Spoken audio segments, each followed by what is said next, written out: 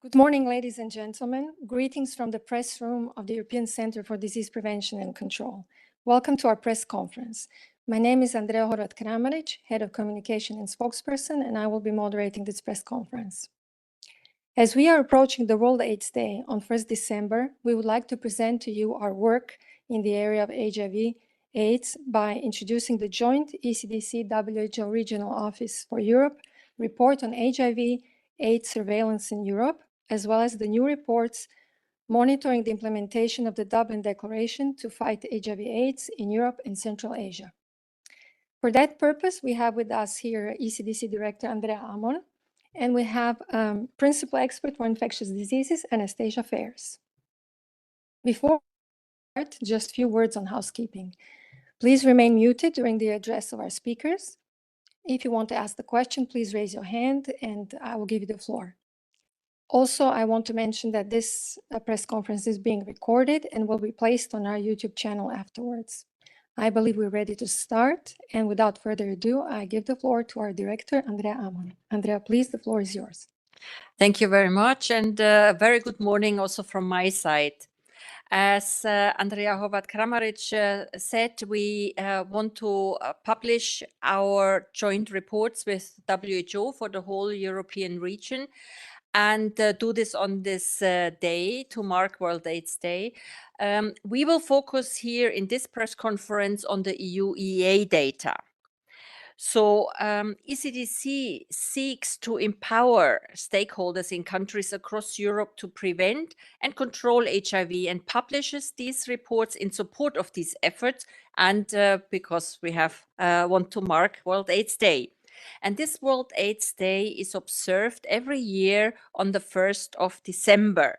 It was introduced by the World Health Organization already in 1988, and as such is the first and oldest International Day for Global Health.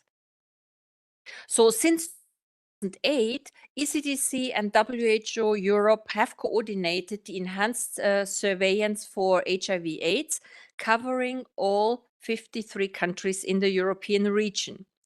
And through our joint surveillance with WHO and the other monitoring activities that ECDC carries out with countries, we assess the progress that European countries make towards meeting the Sustainable Development Goals on health, which aims to eliminate AIDS as a public health threat by 2030. And that concretely means reducing new HIV infections by 90% in the year 2030. Now, where are we? In 2022, the year that we're looking at in the report, nearly 23,000 people have been diagnosed with HIV in EU and EEA countries, with most European countries actually reporting an increase in HIV diagnosis, and several countries recorded the highest number of new cases in a single year. While data show an increase of new cases compared to 2021, it is a slight decrease compared to 2019, the year before the COVID-19 pandemic. Now, an increase in new cases in 2022 might seem like a bad thing, but it is evidence that in the EU-EEA, we are trending in the right direction, with people living with HIV better able to access testing, treatment, and support services they need. The increase in 2022 is attributed to various factors, including the resumption of normal testing services after the COVID-19 pandemic, expanded and targeted HIV testing services, and the implementation of new testing strategies. Therefore, this new data reveals a clear picture of the progress we have made in improving testing across Europe and in the EU-EEA particular, as well as the significant challenges that remain, because we can and must do more. It's not enough. In the EU, EEA countries, approximately 1 in 10 people living with HIV are still unaware of their status, and this contributes to worse outcomes and the continued spread of HIV. Additionally, half of those newly diagnosed with HIV had a late diagnosis, and this indicates an urgent need to explore underlying challenges that make people unable or unwilling to access timely testing and being linked to care. Nevertheless, the movement of people living with HIV into EU EEA countries also contributed to the rise in HIV diagnosis. Nearly half of the new diagnoses of HIV in the EU EEA countries are people that were born in a different country than where they have been diagnosed. Recognizing the unique needs of migrant communities, it is imperative to tailor prevention services accordingly. This includes developing initiatives that resonate with diverse cultural, social, and economic contexts of migrant populations. Furthermore, given the disparities between regions and countries in Europe, the response to HIV should be based on evidence, tailored to the local epidemiological context. Overall, a rapid scale-up of HIV testing is recommended, including through innovative approaches like self-testing and community-based testing. And additionally, community involvement in service delivery is crucial to reduce barriers to healthcare access.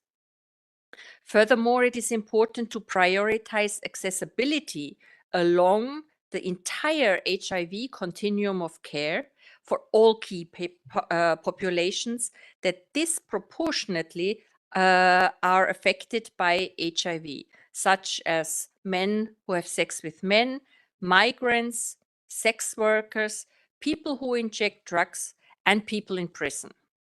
And that can be done by implementing patient-centered services in a non-stigmatizing and inclusive environment, preferably with the involvement of civil society. So to reduce the HIV infection rates, country could also consider combined preventive approaches towards sexual transmission, which includes access to condoms, pre-exposure prophylaxis, and frequent testing for those at high risk. Additionally, to improve rates of virus suppression, prompt linkage to treatment and support for adherence and retention in care should be implemented. As a previous ECDC report showed, stigma continues to have an impact on people living with HIV, indicating that further work is required to reach the UNAIDS goal of zero stigma by 2030. Only in the last year, 1 in 6 people living with HIV avoided healthcare services because of the fear of being treated differently. And stigma in health care settings contributes to late diagnosis and treatments because it causes avoidance of healthcare.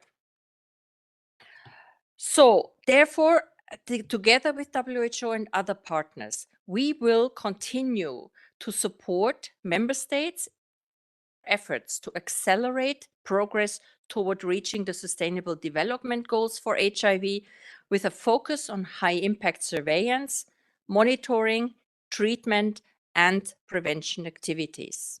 Thank you. Thank you, Director Ammon. Now we go to Principal Expert for Infectious Diseases, Anastasia Pharris. Please, Anastasia, the floor is yours. Thank you, Andrea. Thanks a lot. And thanks to those of you who are joining us today and for your interest in ECDC's work and in the topic of HIV.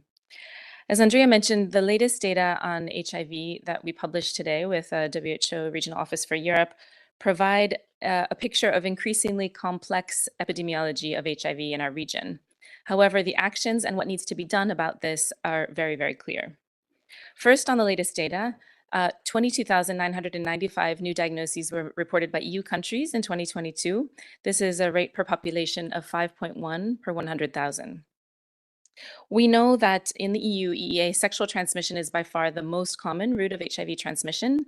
About 46% of cases where we know the route of transmission are due to sex between men, and an additional 46% are due to sex between men and women or heterosexual transmission.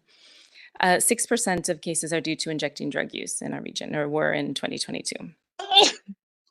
In the past 10 years, we saw that up until recently, the broad trend of HIV in the EU was on the decline, and this was good news. However, in 2022, as Andrea mentioned, we observed a 30.8% increase in cases when we compare that to the 2021 figures. And a lot of this increase can be explained by catch-up after COVID, increasing reporting of cases that maybe had been diagnosed but not reported, or more testing. And so that was good news. We also know that some of this was due to migration and increased transfer of care of people who were previously positive who arrive in a new country. So for these reasons, we do not believe that the increase in the cases reported or diagnosed reflect an increase in many new HIV infections, that we see the trend moving in the wrong direction. We in fact believe that the situation is stable.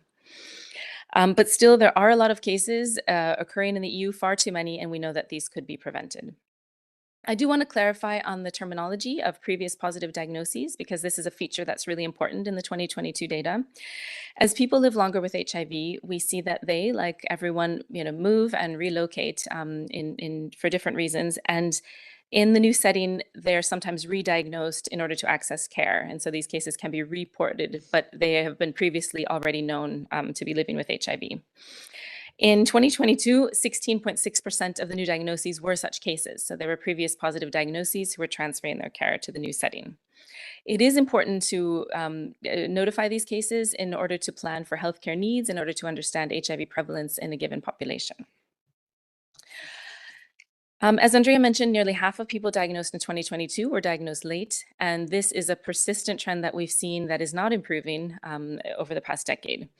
We estimate that it takes on average about 3 years between HIV infection and diagnosis, and this means, of course, that for many people, the time to diagnosis is much, much longer. This contributes to the 1 in 10 people who are living with undiagnosed HIV in the EU. And this is a big challenge because it leads to more morbidity and more mortality, which is absolutely preventable and leads to higher healthcare costs. The data that we published today should guide prevention actions in our region, and we can do more in the following areas. The first being HIV prevention. As mentioned by myself and also by Andrea, sexual transmission accounts for most of the HIV transmission in our region. And so more needs to be done in this area. Comprehensive sexual health services, which include sexuality education, including promoting and ensuring access to condoms and pre-exposure prophylaxis for HIV to populations in need, remain incredibly important. We know that according to the latest data, that EU countries are only 40% of the way to reaching the WHO target for 2025 on PrEP, or pre-exposure prophylaxis access, of 500,000 people. So there's much more to be done to scale up PrEP services. Despite decades of good experience in Europe with harm reduction, we still have about 1,000 cases of HIV diagnosed due to injecting drug use in Europe in 2022. And we know that this can be prevented through high coverage of needle and syringe programs and opiate agonist treatment, but still see that the coverage of these services is far below the WHO targets in many EU countries. For this reason, ECDC, together with the European Monitoring Center on Drug and Drug Addiction, a few weeks ago published guidance to guide countries in terms of the prevention interventions for this population. The second area where more can be done is HIV testing.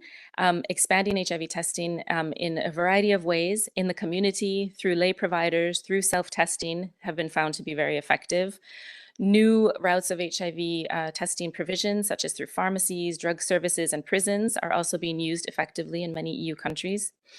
There are also a lot of missed opportunities in hospital settings, and we see that antenatal care screening, emergency departments, and other primary care or hospital settings could do more to reach and discuss HIV testing with people. We know that due to stigma, sometimes healthcare providers aren't comfortable with the topic, and sometimes for these reasons, HIV is missed in healthcare. The third area where we can do more is to link people very quickly after diagnosis to antiretroviral treatment and to support their adherence through person-centered, high-quality HIV care. And finally, we can do more to address the issue of HIV stigma and discrimination. Far too many people avoid discussing sexuality or their fears or concerns about HIV with their healthcare providers, with their family, or with their sexual partners due to these fears of rejection or discrimination.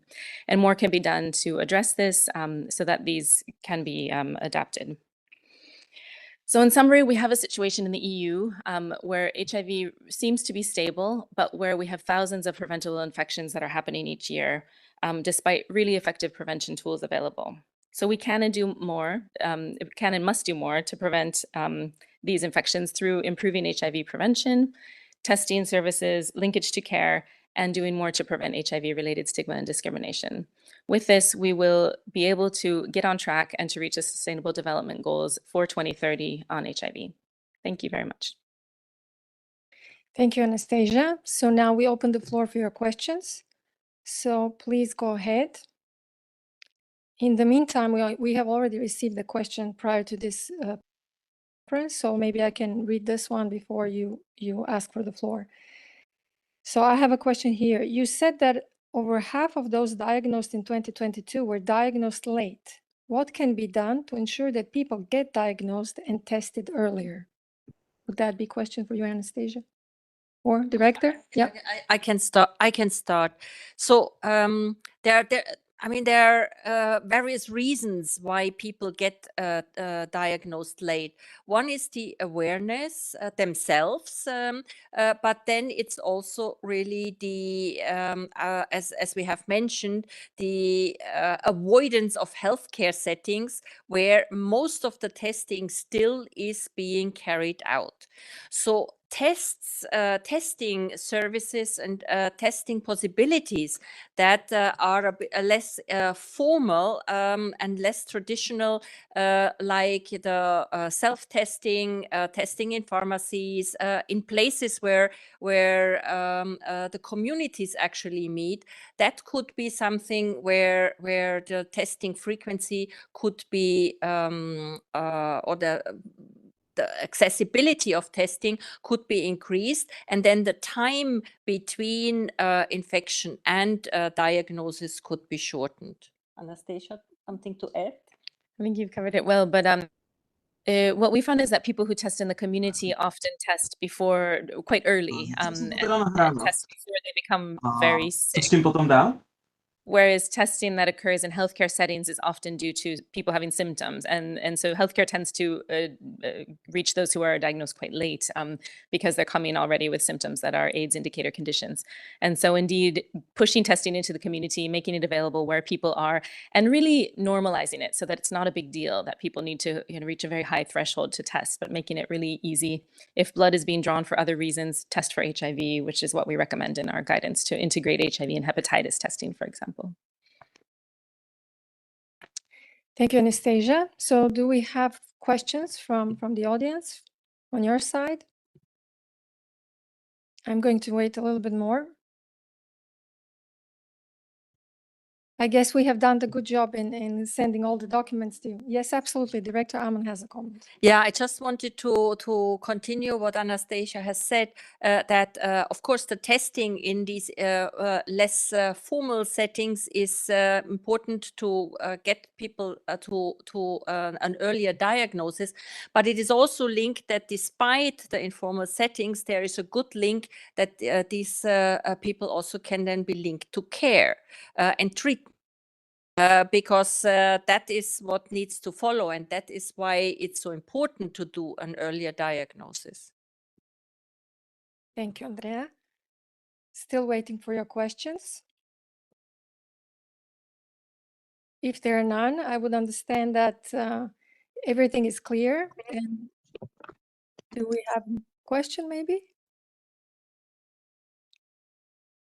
No, we don't. Okay, if there are no more questions, then I will have to close this press conference. I hope that you got all the documents, that everything is very clear. If not, please contact us in our press mailbox at any time and any point. Follow us on our channels. And for now, we wish you goodbye. Stay healthy. Till the next occasion.